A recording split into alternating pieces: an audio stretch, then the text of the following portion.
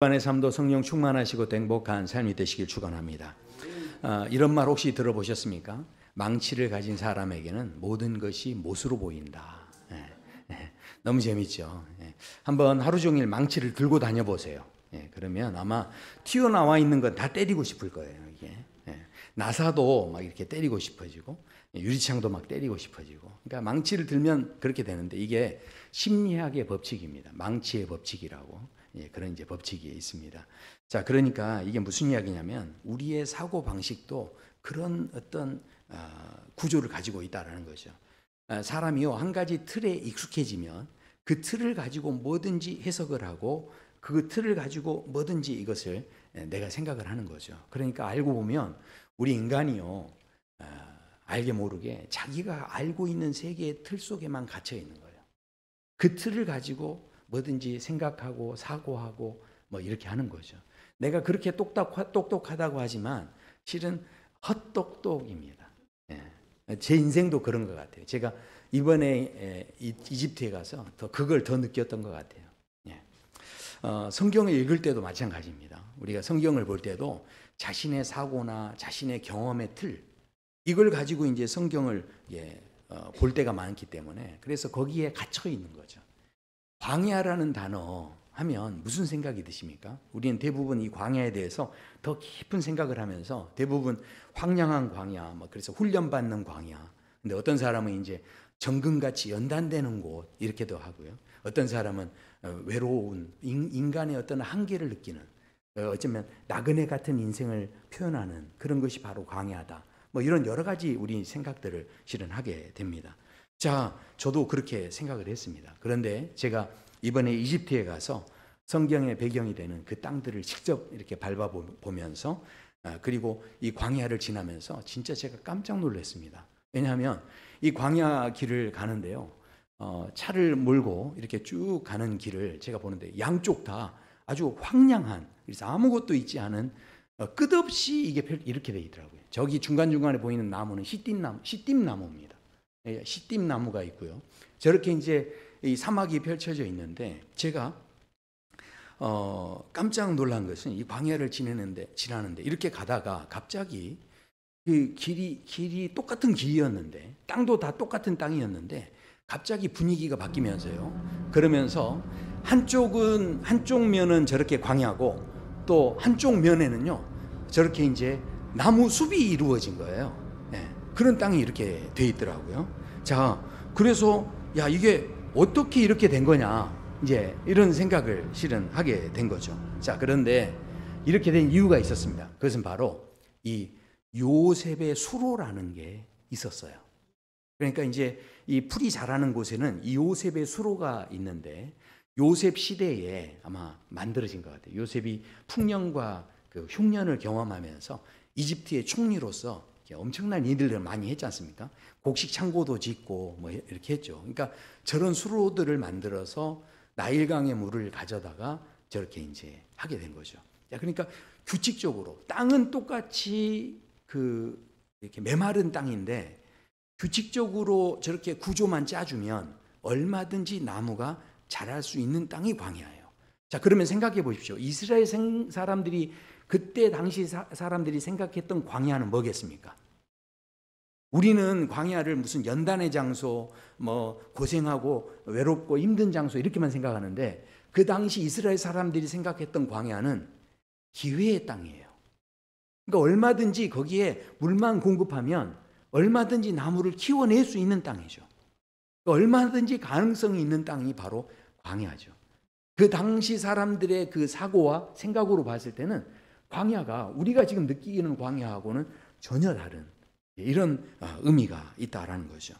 자, 그런 가운데 우리가 다시 한번 그렇다면 오늘 본문도 우리가 마찬가지입니다.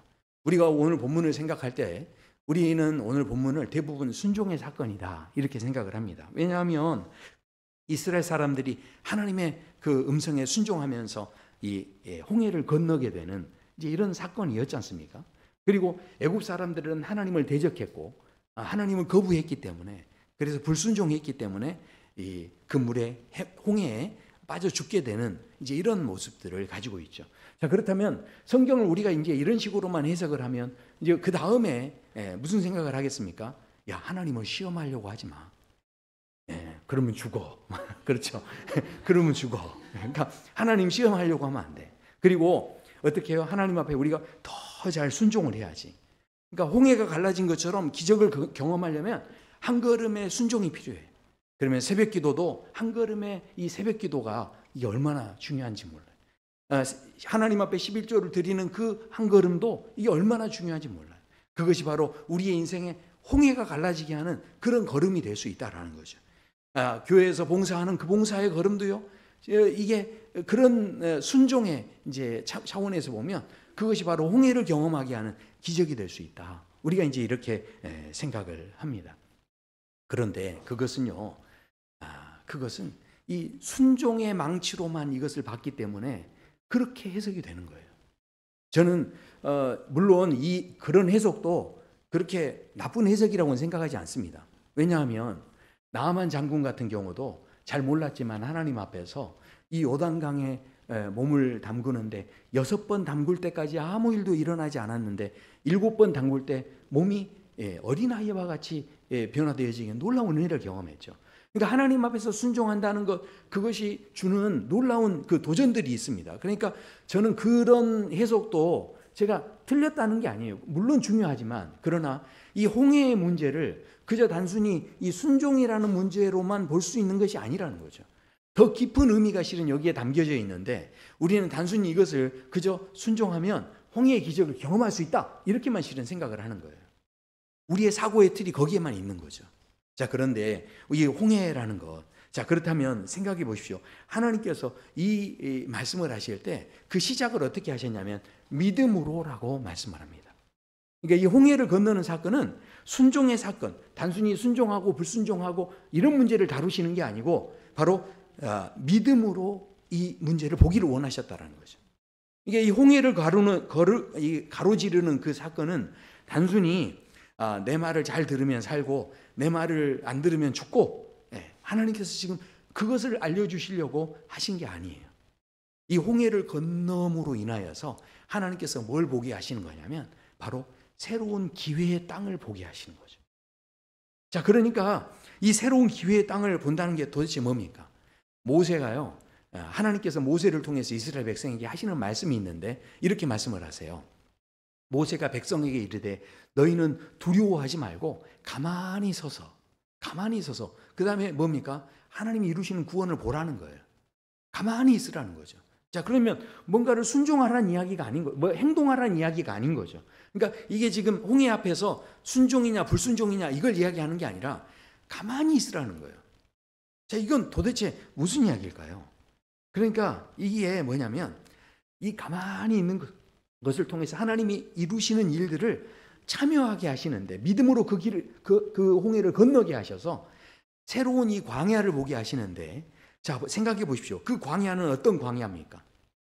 이스라엘 사람들은 생각하기를 지금 이 땅이 메마른 땅이지만 규칙적으로 물만 공급되면 얼마든지 나무가 자라는 땅이죠. 그런데 그 광야를 경험했던 이스라엘 사람들이 이제 이 허벌판, 이 메말라 있는 광야로 나갔을 때 세상에 거기에서요, 하나님께서 직접 자신이 수로가 되주시는 거예요. 그러니까 그 땅에 갔는데 하나님이 뭐라고 하십니까? 그들 앞에서 가시며. 그러니까 이 요셉의 수로는요, 움직일 수가 없어요. 그 자리에만 있는 겁니다. 그런데 하나님은요, 자신이 살아있는 수로가 되셔서 직접 움직이셔서 구름 기둥이 되주시고 불 기둥이 되주시고 만나와 메추라기를 주시고, 그러니까 지금 그 전에 경험했던 이들의 광야는 자기들이 만들어서 자기들의 노력으로 자기들이 땀 흘려서 나일강을 퍼서 옮겨서 규칙적으로 물만 계속 공급하면 그게 이 아름다운 이제 나무가 자라고 풍성한 땅이 되어지는데, 그런데 하나님께서 새롭게 이 홍해를 건너서 경험하게 하는 광야는 하나님께서 직접 수로가 되주셔가지고 우리가 노력한 게 아닌데도 하나님께서 구름 기둥으로 불 기둥으로 그리고 만나와 메추라기로 인도하시면서 규칙적으로 그것을 다 공급하셔서 하나님이 주시는 새로운 차원의 풍요로움을 경험하게 하시는 기회의 땅이고 가능성의 땅이고, 이런 곳을 향해서 나가게 하는 걸음이었다는 거죠. 그러니까 제가 이번에 너무 깜짝 놀란 거예요. 와, 그 전에 내가 생각했던 광야, 너무 편협한 생각이었고 직접 그 땅을 밟았을 때 느꼈던 이 광야에서 오는 그 메시지가 얼마나 참 귀한가 하는 이제 생각을 이번에 했습니다. 자, 그런데 그렇다면 이제 우리가 생각해 봐야 하는 것은 이 홍해를 하나님이 건너게 하시는데 왜 홍해를 굳이 건너게 하셨을까 하는 겁니다. 제가요, 지나가면서 가면서 홍해를 찍었어요. 예, 이게 바로 홍해예요. 그 사막을 이렇게 지나면서 그 홍해를 찍었는데, 근데 생각해 보십시오. 이 홍해를 왜 건너게 하셨을까요? 아니, 그냥 마른 땅으로 이렇게 돌아가게 해도 되잖아요. 그런데 하나님께서 굳이 그쪽으로 인도하셔서 그 홍해라는 강을 건너게 하시는 이유가 무엇이었겠는가 하는 겁니다. 그것은 바로 이 건넌다는 것에 굉장히 중요한 의미가 있기 때문에 그렇습니다. 이 건넌다는 것은 뭐냐면요, 내 삶에서 과거와 모든 것을 단절하는 의미가 있는 거예요. 그 강을 그러니까 그 바다를 건너므로 인해서 이 이스라엘 백성들이 그전에는 노예의 삶을 살았는데 이제 하나님의 백성의 삶을 살도록 이제 더 이상 그 바다를 건넜으니까, 그 당시에는 무슨 운송 기구가 있지 않았지 않습니까? 그러니까 다시 애국으로 돌아가기는 너무 힘든 거죠. 그러니까 다시는 돌아갈 수 없는 땅이 되게 해버리시는 거예요. 그러니까 내 모든 옛사람의 그 과거에 그 예수님 믿지 않았던 그 삶으로 다시 돌아갈 수 없도록 하시기 위해서 이 홍해를 건너게 하시는 거죠. 그래서요, 성경에 보면 이 홍해를 그러니까 뭔가를 건넌다는 의미가 굉장히 중요한 의미들이 있습니다. 창세기에 보면, 그래서 하나님께서 그 이사야서에도 보면요, 광야에 길을 내고 사막에 강을 내신다라고 말씀하는데, 제가 이 사막이면, 이 광야면 비가 안 오는 줄 알았어요. 근데 비가 온대요.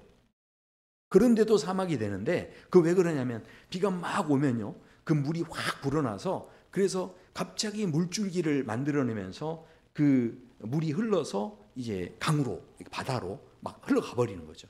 그 속도가 너무 빠르다는 거예요. 자, 그러니까 이 광야에 하나님께서 길을 내신다는 것은 하나님께서 그만큼 일을 신속하게 이루신다는 의미가 있는 거예요. 우리가 생각하는 광야하고는 지금 이 사람들이 현재 그 당시에 살았던 사람들의 생각하는 광야에 있던 사람들이 느끼는 그 느낌이 다른 거죠. 이 말씀만 봐도요, 해석이 다른 거예요. 이 말은 누구보다도 하나님은 빠르게 일을 진행시키신다는 그런 의미가 들어있다는 거죠. 그래서 비가 내려서 그 물이 흘러간 자리 때문에 이 골짜기가 생겨서 이 사막에 길이 만들어졌는데, 우리가 생각하는 골짜기는 우리는 협곡을 골짜기로 생각하죠. 근데 그렇지 않습니다. 이 사람들이 생각했던 광야는 그냥 맨 땅, 저 광야에 그냥 이렇게 골이 있으면, 물이 흘러간 자리가 있으면 그곳이 바로 골짜기예요. 우리가 생각하는 골짜기와 그분들이 생각하는 골짜기가 이게 다른 거죠. 자, 그러니까 이게 참, 저도 성경을 연구하고 보는 입장에서 그동안 계속 서구 신학이나 또 철학이나 인문학이나 이런 것으로만 성경을 봤기 때문에 성경을 제대로 실은 보지 못했던 것 같아요. 근데 그 문화를, 그 실제 문화 속으로 그 땅을 직접 밟아서 그들이 느꼈을 그 문화적인 그 차원에서 이것을 봤을 때 본문과 또 말씀의 어떤 깊이들이 전혀 제가 보지 못했던 전혀 다른 그 차원들을 이번에 보게 된 거죠. 그래서 보면 이 건넌다는 것이요, 굉장히 중요해요. 이것은 존재적으로 변화가 되는 겁니다. 그러니까 건너지 않으면 변화는 없습니다. 왜냐하면 창세기에 보면요, 하나님께서 태초에 천지를 만드실 때도 혼돈의 세계에 있었어요. 우리는 혼돈의 존재였습니다. 그런데 무의 존재였죠. 의미 없는 존재였어요. 그런데 하나님께서 그 혼돈의 세계를 운행하시면서 그곳을 가르실 때, 하나님께서 그곳을 통과하실 때 그냥 통과하지 않으시고 그곳에 빛을 만드시죠. 그러니까 의미 있는 존재가 되려면 이 혼돈의 존재에서 의미 있는 빛의 존재가 되게 하시는, 그것에 뭐가 있었냐면 하나님 운행하시는 이 통과가 있었다는 거죠. 자, 그러니까 우리가 오늘 이 본문에서 생각하는 게, 홍해를 건넌다는 것은 애굽적인 삶, 노예적인 삶에서 이제 어떤 존재로 변하는 겁니까? 하나님의 백성으로서의 삶으로 이게 그 변화가 되어지는 그런 의미가 있다라는 거죠. 철학적으로는 이것을 경계의 통과다, 그렇게 이야기를 합니다. 자, 이게 그래서 어떤 의미가 있냐면, 제가 이해하기 쉽게 설명을 드리면, 결혼식장에 결혼을 하러 가면 신랑 신부가 어떻습니까? 행진하기 위해서 결혼식장 문을 딱 건너죠. 근데 그게 바로 경계선을 통과하는 거예요. 그러니까 결혼하기 전에는요, 생김새도 뭐 또 그대로고요, 얼굴도 그대로고, 키도 그대로고, 다 뭐 변한 게 없습니다. 자, 근데 그 경계선을 통과하자마자 무슨 일이 생깁니까? 그때부터요, 뭐 생김새는 그대로인데 신분이 바뀌죠. 그전에는 총각 처녀였는데, 그 다음 뭡니까? 남편과 아내가 되는 거죠. 신분이 바뀌는 거죠. 그리고 관계가 달라지죠. 그리고 삶의 모든 세계가 달라지는 거예요.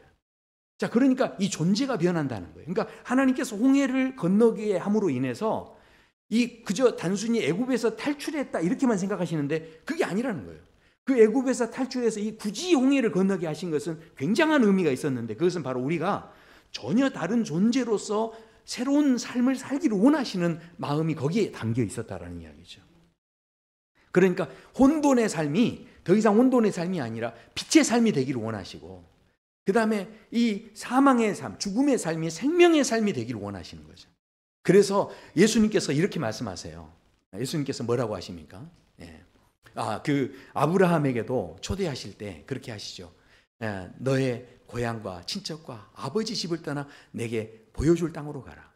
아브라함도요, 그 전에 자신이 살았던 세계가 있었지만 그 세계를 모두 내려놓고 새로운 세계, 하나님이 이끄시는 세계로 나가게 되죠. 그것이 바로 믿음으로 나가는 세계였다. 믿음으로 순종했다. 이렇게 말씀합니다. 그래서요, 요나도 이제 그런 이야기를 하는데, 예수님이 이런 이야기를 하세요. 내가 진실로 진실로 너희에게 이르노니 내 말을 듣고 또 나를 보내신 이를 믿는 자는 영생을 얻었고 심판에 이르지 아니하나니 사망에서 생명으로 옮겼느니라. 그렇게 말씀합니다. 자, 그러니까 이 사망에서 생명으로 옮겼다는 건 무슨 이야기입니까? 사막에서 생명으로 옮겼다라는 것은, 이것은요, 이게 굉장히 중요한 의미예요. 어둠에서 빛으로 옮겼다는 이야기예요. 이게 존재가 달라졌다는 이야기죠. 그러니까 예수님을 믿음으로 인하여서 우리 안에, 그래서요, 이 성경에 보면 이 홍해 사건을 고린도 전후서에 보면 그 사도 바울은 이것을 세례 사건과 비유를 합니다. 그러니까 우리가 세례를 받았을 때 몸이 물에 들어갔다가 이렇게 나올 때 새로운 존재가 되는 거죠. 그러니까 이 세례 사건을 그렇게 비유하는 거예요. 이 성경의 그 흐르는 맥 속에 보면 이 걷는다라고 하는 이 사건이, 이 옮겨진다라고 하는 이 사건이 실은 신앙생활에 굉장히 중요한 이슈가 되는 것을 우리는 보게 됩니다. 자, 그런데 이곳을 건널 때 이스라엘만 여기를 건넌 게 아니었어요. 애굽 사람들이 이 뒤를 따랐다라고 말씀합니다. 그래서 성경에 보면 애굽 사람들과 바로의 말들과 병거들과 그 마병들이 다 그들의 뒤를 추격해서 바다 가운데로 들어왔다라고 그렇게 말씀을 합니다. 그러나 그렇게 바다로 들어왔을 때 똑같은 홍해를 건너는데 한쪽 사람들은 살았고요, 한쪽 사람들은 물에 빠져 죽었다라는 거예요. 왜 그렇게 됐을까요? 이렇게 말씀하죠. 오늘 본문에 보면 애굽 사람들은 이것을 시험하다가 빠져 죽었으며 이렇게 말씀하죠. 자, 그러니까 우리가 생각할 때는 하나님을 대적한 사람들이었기 때문에, 하나님께 불순종하는 사람들이었잖아요. 10가지 재앙을 할 때도 하나님 말을 듣지 않았지 않습니까? 그러니까 그 불순종한 사람들이었기 때문에 애굽 사람들이 이 홍해에 빠져 죽었다, 우리는 이제 이렇게 생각을 합니다. 자, 그런데 그게 아니에요. 정확한 표현은 이들이 하나님을 시험했다는 이야기입니다. 시험은 왜 할까요? 잘 생각해 보십시오. 자, 그러니까요, 이스라엘 사람들은 그럼 왜 살았을까요? 이스라엘 사람들은 홍해를 건널 때 하나님이 시험한 게 아니고요, 하나님의 약속을 붙잡고 그곳을 걷는 겁니다. 그러니까 약속은요, 누구하고 합니까? 관계가 좋은 사람하고 하잖아요. 그러니까 이게 하나님과의 관계가 좋아진 거죠. 왜 그렇습니까?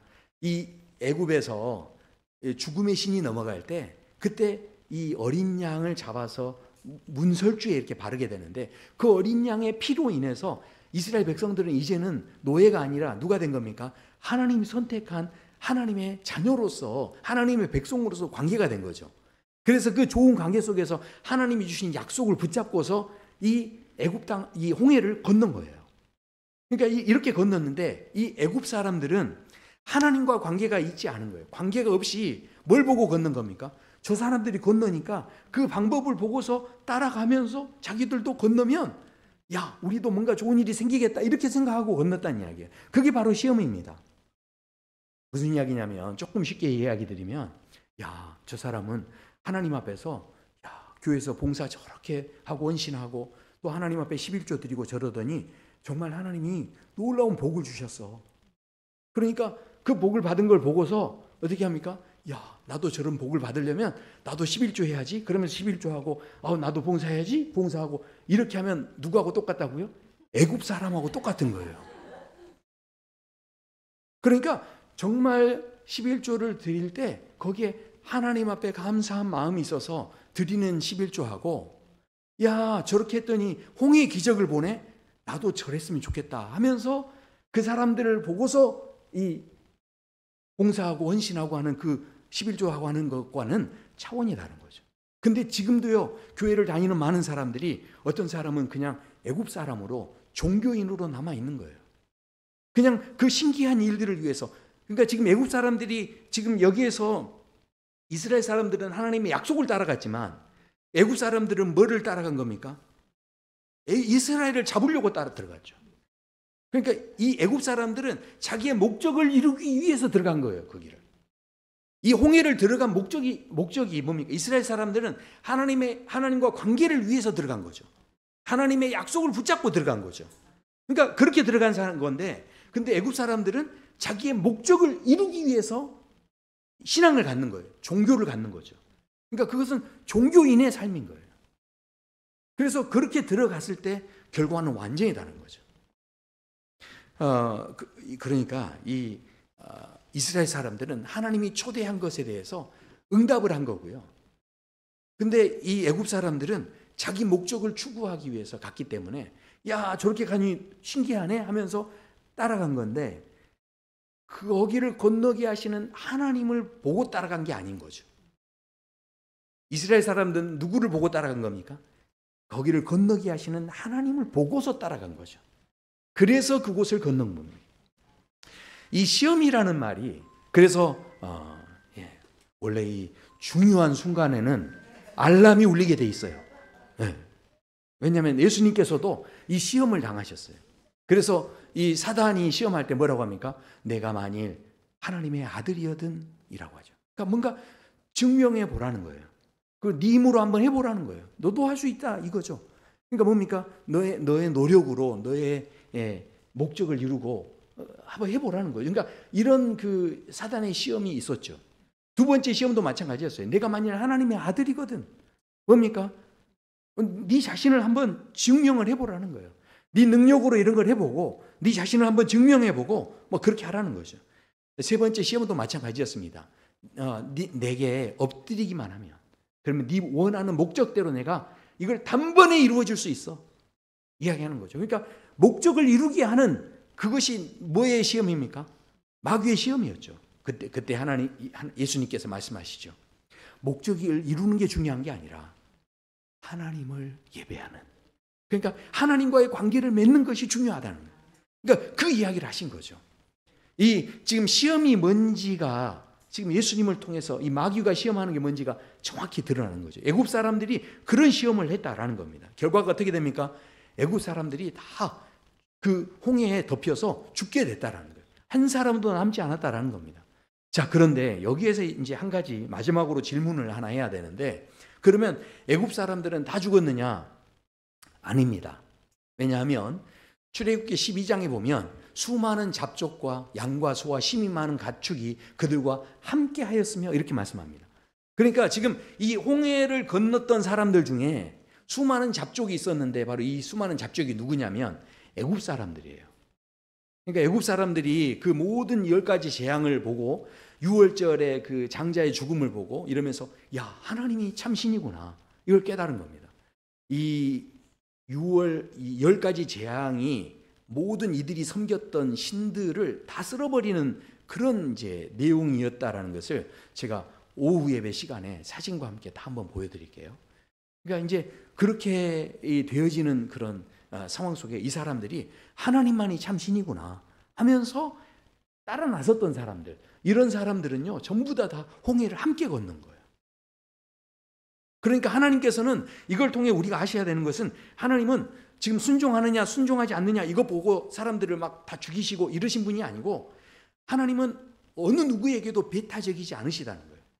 애굽 사람은 미워하시고 이스라엘은 사랑하시고 이런 하나님이 아니시라는 거예요. 하나님은요 모든 사람에게 기회를 주기 원하시고 모든 사람을 지금도 가능성의 자리로 초대하기를 원하시는 거예요.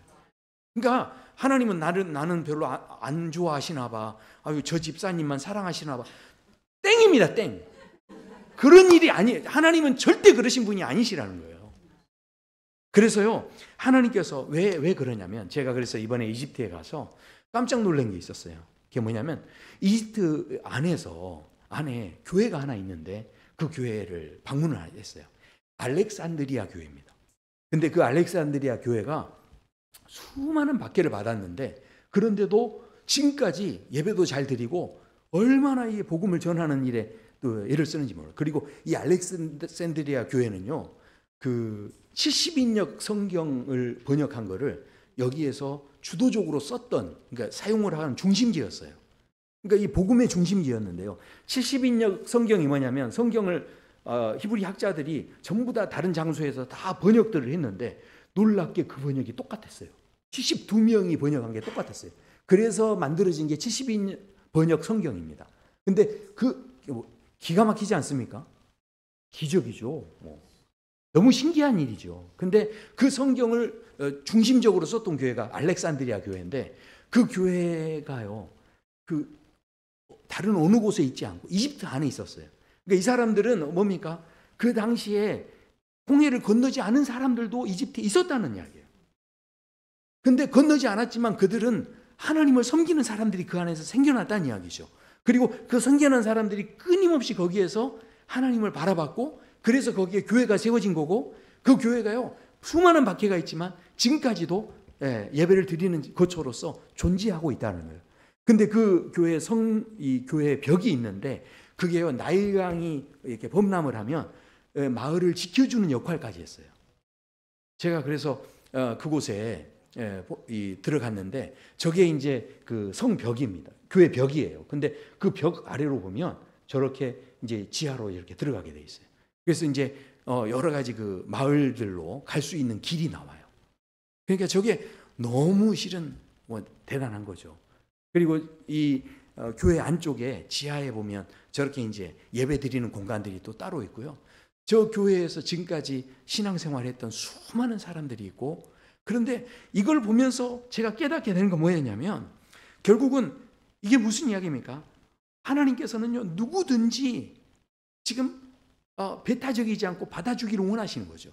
그러니까 홍해를 건너야만, 물리적으로 내가 몸으로 홍해를 건너야만 하나님의 백성으로 삼아준 게 아니고, 몸으로는 홍해를 건너지 않았지만 내면 속에서는 그 홍해를 건너는 도전을 했던 사람들을 하나님께서 귀하게 보시고 그들의 삶의 자리에 교회를 세우시고 복음을 지키게 하시고 그들의 삶이 지금까지 유지되게 하신 거예요. 그러니까 물리적인 건너이 중요한 게 아니라 우리의 내면 안에 진짜 내가 이집트를 떠나고 내가 내 내면에서 홍해를 건너는 사건이 있는 것을 하나님께서는 너무너무 귀하게 보신다라는 겁니다. 자, 그렇다면 이제 우리가 결정해야 돼요. 내가 지금 살아가는 신앙의 삶의 자리가 그냥 종교인인지, 그저 애굽인으로 끊임없이 하나님 내가 이 정도 봉사했으니까 복 주셔야 되지 않습니까? 하면서 하나님을 맨날 시험하든지, 아니면 정말 하나님 앞에 새벽에 나가서 기도하고 끊임없이 하나님 앞에서 만나와 매출하기를 경험하고 하나님의 구름기둥, 불기둥을 경험하는 거예요. 제가 이번에 이 이집트 가면서 진짜 고생을 많이 했어요. 차도 뭐 엄청난 차를 탔어요. 옛날에 막 70년대 된 막 이런 차 이렇게 또. 그래가지고 봉고차에 13명이 탔는데요. 봉고차 지붕 위에다가 짐을 이 캐리어를 다 실었어요. 그리고 그거를 타고 다녔다니까요. 그러니까 그러면서 다니는 곳마다 다 어디였냐면 유적지, 박물관, 그리고 그 애굽의 고관들 그 무덤 들어가서 그 다 촬영하고 그랬는데, 그런데 제가 이렇게 안 타고 하얘져서 왔잖아요. 저희 아내가 우산을 줘가지고, 우산이 그렇게 필요한지 몰라요. 제가 애굽에 가서 제일 잘한 게 우산을 가져온 거였어요. 그래가지고 그 광야를 다 다니면서 우산을 쓰고 다녔어요, 제가. 그래가지고 별명이 붙었어요. 저 이 목사님은 우산 기둥을 들고 다닌다. 이렇게. 근데 제가 그렇게 이곳을 이제 다니면서 오늘 이 본문에서 주시는 이 말씀에서 그들은 홍해를 육지같이 건넜으나 이렇게 이제 말씀을 해요. 믿음으로 그들은 홍해를 육지같이 건넜다. 근데 육지같이 건넜다는 것은 만약에 물이 있어서 빠질 것 같으면 우리가 조심조심 걷잖아요. 제가 이 광야를 걸을 때도 모래가 너무 들어오니까, 그러니까 이게 너무 조심조심 걸었는데, 근데 만약에 생각해 보시오. 저기를 이 육지같이 건넜다는 것은 이 사람들이 즐겁게 건넜다는 거고요. 그 다음에 두려워하지 않고 건넜다는 이야기죠. 어떻게 이 사람들이 이렇게 할 수 있었는가? 그것이 바로 믿음으로였다는 거죠. 그렇다면 이 믿음은 뭡니까? 결국은요, 믿음은요, 이게 우리가 믿음을 착각하시는 게, 믿음을 자기가 뭔가를 막 이루어낼 수 있는 그것으로 생각하는 거예요. 그것은요, 믿음이 아니고 신념입니다. 그러니까 진짜 믿음은 뭡니까? 바라는 것들의 실상이고 보이지 않는 것들의 증거다는 거예요. 그러니까 이게 무슨 이야기입니까? 하나님께서 이미 보여주시는 것들을 우리가 이게 경험하는 거죠. 믿음이라는 게 뭐냐면, 그래서 이스라엘 백성들이 이 땅을 건널 수 있었던 건 뭐냐면 하나님과의 관계 속에서 약속을 붙잡았기 때문에 이것을 마른 땅처럼 건넜다는 이야기예요. 그들이 붙잡은 약속이 무엇입니까? 내가 내려가서 그들을 애굽인의 손에서 건져내고 그들을 그 땅에서 인도하여 아름답고 광대한 땅, 젖과 꿀이 흐르는 땅, 그곳으로 데려가겠다. 약속이죠. 그렇다면 생각해 보십시오. 우리도요, 하나님께서 수많은 약속을 주셨어요. 근데 그 약속을요, 그저 남 이야기처럼 생각하시면 안 되는 거죠. 그 약속을 내 약속으로 붙잡고, 내가 그것을 내 약속으로 붙잡고 하나님 앞에, 그 홍해 앞에 내가 이 약속의 말씀 붙잡고 서게 된다면 우리에게도 똑같은 이 홍해의 기적 같은 은혜들을 경험할 수 있는 기회가 열린다라는 이야기죠. 생각해 보십시오.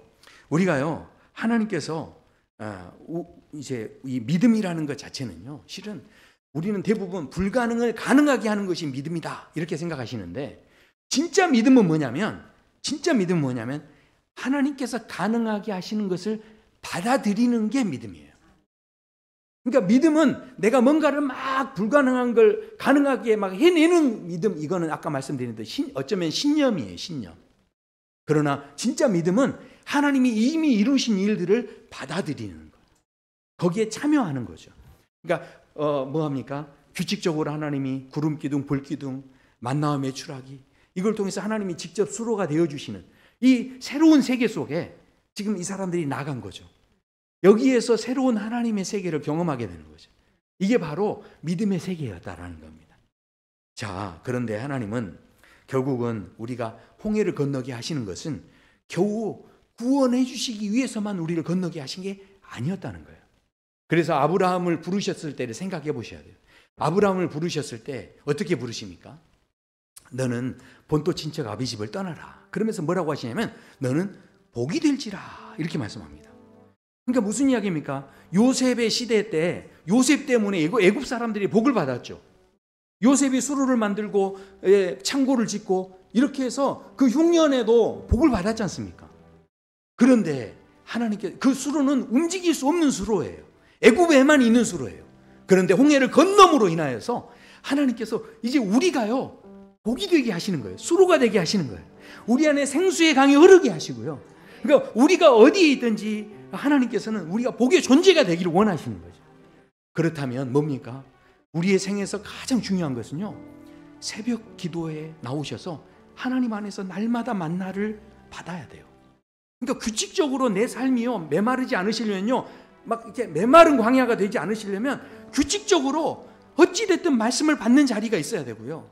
그리고 내가 하나님 앞에 11조 드리는 것도요, 그것도 그냥 하나님을 시험하기 위해서 드리는 것은 절대 찬성하지 않습니다. 그러나 11조 생활을 하는 것도요, 그것도 하나님과의 정말 믿음의 관계 속에서 하나님 이거 너무 감사해요. 이 고백들이 있었을 때 그 11조를 통해서 하나님이 주시겠다고 하는 놀라운 복을 저는 지금도 주시는 줄로 믿습니다.